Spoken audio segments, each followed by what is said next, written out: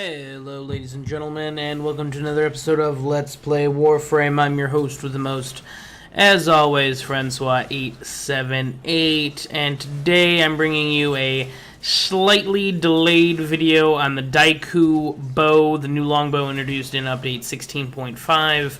And the reason this particular video is delayed is because I wanted to give you a video of it at what I think is the best build for this particular bow to get the best damage possible. Now, this particular longbow is very different from the Dread or the Paris Prime, which focuses on crit chance and crit damage and kind of quicker shots compared to the Daikyu. The Daikyu is a much slower firing bow. It also has a much higher base raw damage. And also, it doesn't focus on crit, it's actually a status weapon. So basically, the most important things is it fires slowly, it uses crit chance instead of, it uses status chance instead of crit chance, and it has a higher, almost double the base damage. So that's something I'm definitely going to take advantage of, and this is a max damage build while also getting 100% status chance. Now here's the build right here. Heavy caliber, serration, obviously big damage.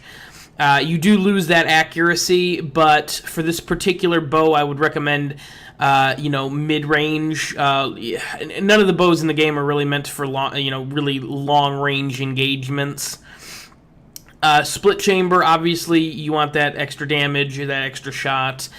Speed trigger or vial acceleration are absolutely essential. Now, I have speed trigger on here because I wanted this to be as much damage per shot as humanly possible, but you can do whatever you'd like.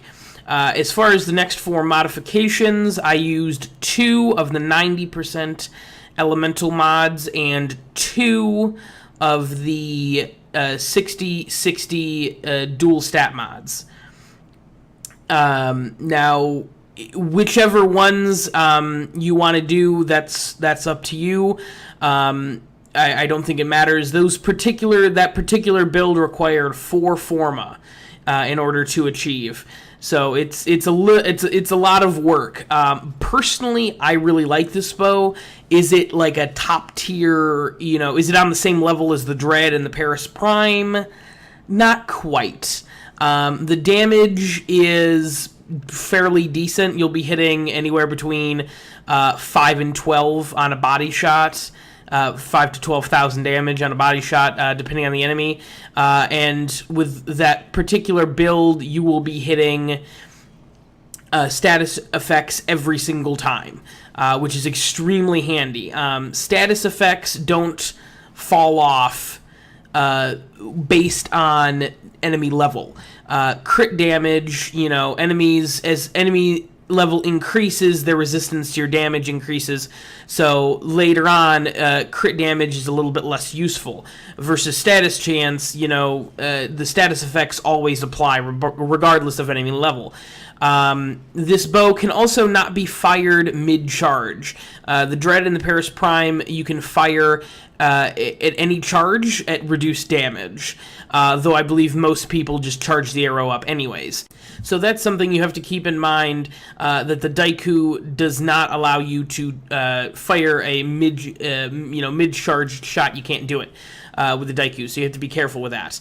Also, the gravity affects the Daikyu's arrows much less because it's a longbow, so you don't have to compensate as much for the arrow falling in midair, which is nice, which is definitely something, an advantage that the Daikyu has over the Dread and the Paris Prime. Now, is the Daikyu a top-tier weapon? Like I said before, no. Is it a lot of fun to use? Is it a really good weapon if you're willing to put the Forma into it? Absolutely, hell yeah. It's definitely a lot different. It's a lot of fun to use. I had a blast leveling it. I am still enjoying it. Is it, like I said, is it something I would take 60 minutes on a tier 4 survival? No, probably not.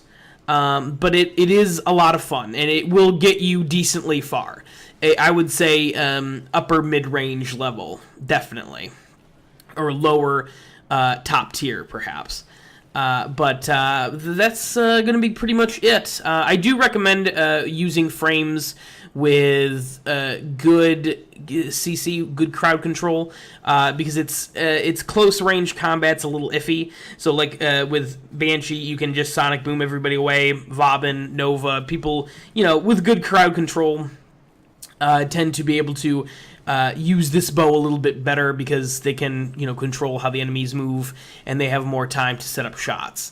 Enemies like Ember, for instance, or Hydroid, I would probably, maybe steer clear of this particular bow, unless you're absolutely incredible. Now, I guess Hydroid does have the cannon volley that knocks people down. Regardless, I would stick with CC frames with this particular bow. It's just a little bit more helpful for lining up the shots because it does take a tremendous amount of time. Even with Vile Acceleration and Speed Trigger and Shred, it barely makes it to the same level as the default fire rate on Paris and on Paris Prime and the Dread. So having extra time to line up shots is extremely important. But that's going to be about it for this episode of Let's Play Warframe, ladies and gentlemen. If you get the chance, I would highly recommend picking up the Daikyu. It is a lot of fun to use, and it's definitely different and interesting to use compared to the Dread. If you're sick and tired of the Dread and the Paris, I would definitely pick this up. But thank you very much for watching, guys. I appreciate it, and we'll see you next time. This has been your host of the most, as always, Francois878, signing out.